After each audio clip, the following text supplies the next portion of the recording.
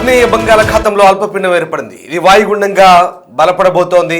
48 గంటల్లో తమిళనాడు తీరం వైపు ఇది కదిలే అవకాశం కనిపిస్తోంది. మొత్తం మీద మరొక అల్పపీడన ప్రభావం కొనసాగే ఛాన్స్ కనిపిస్తోంది. 48 గంటల్లో తమిళనాడు తీరం వైపు కదిలే ఛాన్స్ ఉంది. తమిళనాడుతో పాటు నెల్లూరులో విస్తారంగా వర్షాలు కురిసే ఛాన్స్ ఉన్నాయి. రాబోయే 3 రోజుల పాటు పొడి వాతావరణం ఉండే ఛాన్స్ ఉన్నట్టుగా వాతావరణ శాఖ చెప్తోంది. కొన్ని ప్రాంతాల్లో దట్టమైన పొగమంచు కురిసే ఛాన్స్ ఉంది. శనివారం దక్షిణ కోస్తా రాయలసీమల్లో తేలికపాటి వర్షాలు లేదా మోస్తరు వర్షాలు కురిసే ఛాన్స్ ఉన్నట్టుగా వాతావరణ శాఖ వెల్లడిస్తోంది. బంగాళాఖాతంలో మరో అల్పపీడనం ఏర్పడే ఛాన్స్ ఉన్న నేపథ్యంలో అధికారులైతే అప్రమత్తమైన పరిస్థితి కనబడుతోంది. ఇక ఈ నేపథ్యంలో మరోసారి వర్షాలు కురిసే అవకాశం ఉంది. ఆగ్నేయ బంగాళాఖాతంలో శ్రీలంక సమీపంలో ఏర్పడిన అల్పపీడనం తీవ్ర అల్పపీడనంగా బలపడింది. ఇది పశ్చిమ వాయువ్య దిశగా కదులుతూ నైరుతి బంగాళాఖాతంలో బుధవారం నాటికి వాయుగుండంగా బలపడే ఛాన్స్ ఉన్నట్టుగా వాతావరణ విభాగం చెప్తోంది. తర్వాత 48 గంటల్లో పశ్చిమ వాయువ్య దిశగా తమిళనాడు తీరం వైపు కదలొచ్చని చెప్తోంది. అనంతరం ఇది తీవ్ర వాయుగుండంగా బలపడుతుందని, దీని ప్రభావం రాష్ట్రంపై ఉండబోదని వాతావరణ నిపుణులు అంటున్నారు. అయితే తమిళనాడులో విస్తారంగా వర్షాలు కురుస్తాయని అంచనా వేస్తున్నారు. రాబోయే 3 రోజులు రాష్ట్రంలో పొడి వాతావరణం నెలకొంటుందని, కొన్ని ప్రాంతాల్లో దట్టంగా పొగమంచు కురిసే ఛాన్స్ ఉన్నట్టుగా అమరావతి వాతావరణ కేంద్రం చెప్తోంది. ఇక శనివారం దక్షిణ కోస్తా రాయలసీమలోని కొన్ని ప్రాంతాల్లో తేలిక నుంచి ఓ మోస్తరు వర్షాలు కురిసే ఛాన్స్ ఉన్నట్టుగా చెప్తున్నారు. మిగిలిన ప్రాంతాల్లో ఆకాశం మేఘావృతమై ఉంటుందని అంచనా వేస్తున్నారు. దీని ప్రభావంతో రాష్ట్రంలో చలి తీవ్రత తగ్గే అవకాశం ఉన్నట్టుగా నిపుణులు అయితే చెప్తున్న పరిస్థితి కనబడుతూ ఉంది. మొత్తం మీద మరొక అల్పపీడన ప్రభావం అయితే తెలుగు రాష్ట్రాలపై ఉండబోతుంది. కానీ దీంతో ఈ ముప్పు తప్పినట్టుగానే తెలుస్తుంది. ఎక్కువగా ఈ ప్రభావం తమిళనాడుపై ఉండే ఛాన్స్ కనిపిస్తుంది. ఆగ్నేయ బంగాళాఖాతంలో అల్పపీడనం తీవ్ర అల్పపీడనంగా అయితే మారింది. శ్రీలంక సమీపంలో పశ్చిమ వాయువ్య దిశలో పయనిస్తూ బుధవారం నాటికి వాయుగుండంగా మారే సూచనలు ఉన్నట్టుగా చెప్పారు. ఇప్పటికే తమిళనాడు తీరాన్ని చేరి తీవ్ర వాయుగుండంగా బలపడే ఛాన్స్ ఉంది. ఏపీపై దీని ప్రభావం అయితే పెద్దగా ఉండదని చెప్తున్నారు. అయితే ఏజెన్సీ ప్రాంతాల్లో మాత్రం చలి తీవ్రత కొనసాగుతున్నట్టుగా వాతావరణ శాఖ హెచ్చరిస్తోంది. ఏపీకి సంబంధించిన వెదర్ అప్డేట్స్ గురించి వాతావరణ శాఖ కొన్ని సూచనలు అయితే చేస్తోంది.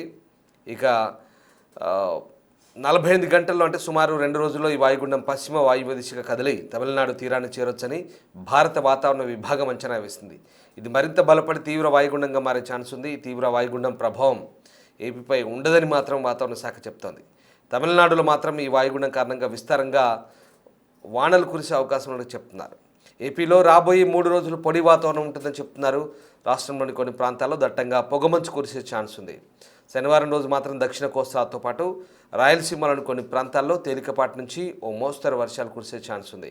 రాష్ట్రంలోని మిగిలిన ప్రాంతాల్లో ఆకాశం మేఘావృతమై ఉంటుందని అంచనా వేస్తున్నారు.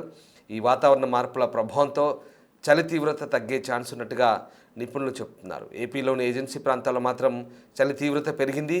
ఏజెన్సీ ప్రాంతాల్లో దట్టమైన పొగమంచు కమ్ముకుంది. పాడేరుతో సహా ఏజెన్సీ అంతటా పొగమంచు దట్టంగా కురిసింది. అలాగే ముంచంగిపుట్టులో అత్యల్పంగా 8 డిగ్రీల ఉష్ణోగ్రత నమోదైంది. చలి కారణంగా వాహనదారులు లైట్ల వెలుతురులో ప్రయాణించాల్సి వస్తుంది. ఇక కనిష్ట ఉష్ణోగ్రతలు నమోదవుతున్నాయి. పెద్దబయలులో 9.4, జీమాడుగుల్లో 9.7, హుకుంపేటలో 11.1, చింతపల్లిలో 11.4, పాడేరులో 11.5, అరకులోయలో 12 డిగ్రీలు, కొయ్యూరులో 14.1 డిగ్రీల ఉష్ణోగ్రత నమోదైంది. డుబ్రిగుండలో చలి తీవ్రత ఎక్కువగా ఉంది. నెలాఖరు వరకు చలి తీవ్రత కొనసాగబోతుందని భావిస్తున్నారు. అయితే తుఫాను ప్రభావంతో ఇటు ఏపీ ఏజెన్సీ ప్రాంతాల్లో మాత్రం చలి తీవ్రత కొనసాగే అవకాశం ఉంది. మిగిలిన తెలంగాణ అలాగే రిమైనింగ్ ఆఫ్ ఏపీ చలి తీవ్రత తగ్గే ఛాన్స్ ఉంది. ఈ తుఫాను కొనసాగే 4 రోజుల పాటు అంటే ఆదివారం వరకు కూడా చలి తీవ్రత తగ్గే ఛాన్స్ ఉన్నట్టుగా చెప్తున్నారు. ఇక ఆగ్నేయ బంగాళాఖాతం దానికి ఆనుకొని ఉన్న హిందూ మహాసముద్ర ప్రాంతంలో ఏర్పడిన ఈ అల్పపీడనం ప్రస్తుతం తీవ్ర అల్పపీడనంగా అయితే మారినట్టుగా వాతావరణ శాఖ చెప్తోంది. ఇక తుఫానుగా మారుతుందా లేదా అనే విషయంపై ఇప్పటివరకైతే స్పష్టమైన ప్రకటన చేయలేదు వాతావరణ శాఖ. ఈ వ్యవస్థ కదలికలపై వాతావరణ శాఖ నిరంతరం గమనిస్తోంది. వాయుగుండంగా మారిన తర్వాత దీని ప్రభావం దక్షిణ భారత రాష్ట్రాలపై పడే ఛాన్స్ ఉన్నట్టుగా అంచనా వేస్తున్నారు. ముఖ్యంగా తమిళనాడు అలాగే కేరళతో పాటు ఏపీలోని కొన్ని ప్రాంతాల్లో వర్షాలు కురిసే ఛాన్స్ ఉంది.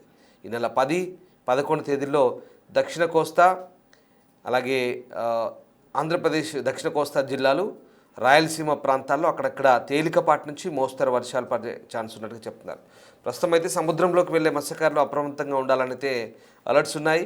సముద్రం అలజడిగా ఉండే ఛాన్స్ ఉండడంతో తీర ప్రాంత ప్రజలు కూడా జాగ్రత్తగా ఉండమని హెచ్చరిస్తున్నారు.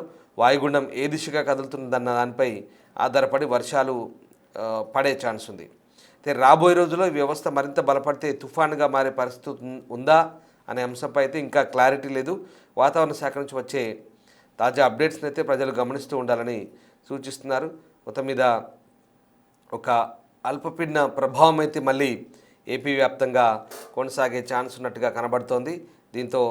దీని ప్రభావంతో కొన్ని చోట్ల లైట్ టు మోడరేట్ రైన్స్ అంటే నార్మల్గా లేదా ఒక మోస్తరు వర్షాలు కురిసే అవకాశం ఉన్నట్టుగానైతే ఛాన్స్ ఉంది. కానీ పెద్దగా దీని ప్రభావం ఏపీపై అలాగే తెలంగాణపై ఎట్టి పరిస్థితుల్లో ఉండదని చెప్తున్నారు. కానీ చలి తీవ్రత అయితే ఖచ్చితంగా తగ్గే ఛాన్స్ ఉంది.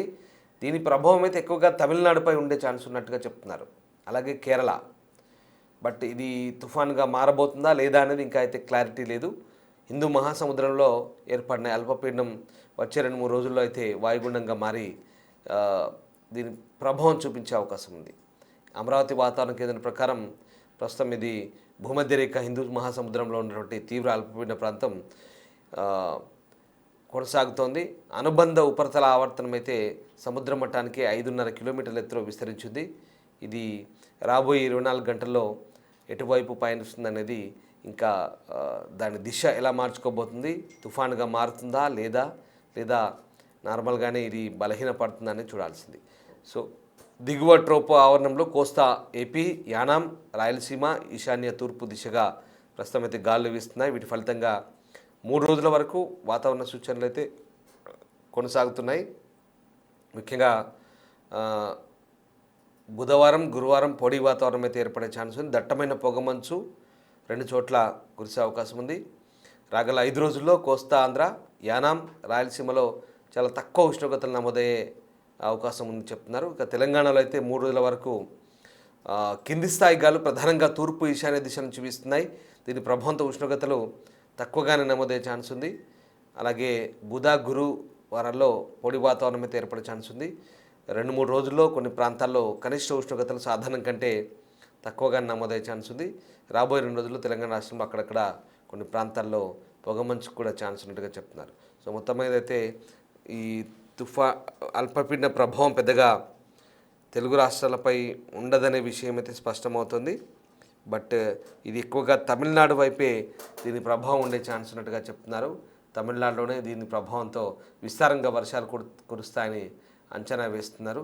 అయితే ఈ 3 రోజుల పాటు 2 తెలుగు రాష్ట్రాల్లో పెద్దగా ఎఫెక్ట్ ఏమి ఉండదు. అక్కడక్కడ పొగమంచు కురుస్తుంది, అలాగే పొడి వాతావరణమే ఉంటుంది. మళ్ళీ చెప్తున్నాను, దక్షిణ కోస్తాంధ్ర, రాయలసీమలో అయితే కొన్ని చోట్ల వర్షాలు పడే ఛాన్స్ అయితే ఉంది. ఇక చలి తీవ్రత తగ్గే ఛాన్స్ ఉన్నట్టుగా నిపుణులు అంటున్నారు. బట్ ఏజెన్సీ ప్రాంతాల్లో మాత్రం చలి తీవ్రత కంటిన్యూ అయ్యే అవకాశం ఉంది. ఎందుకంటే పాడేరు, విశాఖ ఏజెన్సీలో అలాగే మిగతా కొన్ని ప్రాంతాల్లో అయితే చలి తీవ్రత కంటిన్యూ అయ్యే ఛాన్స్ ఉంది.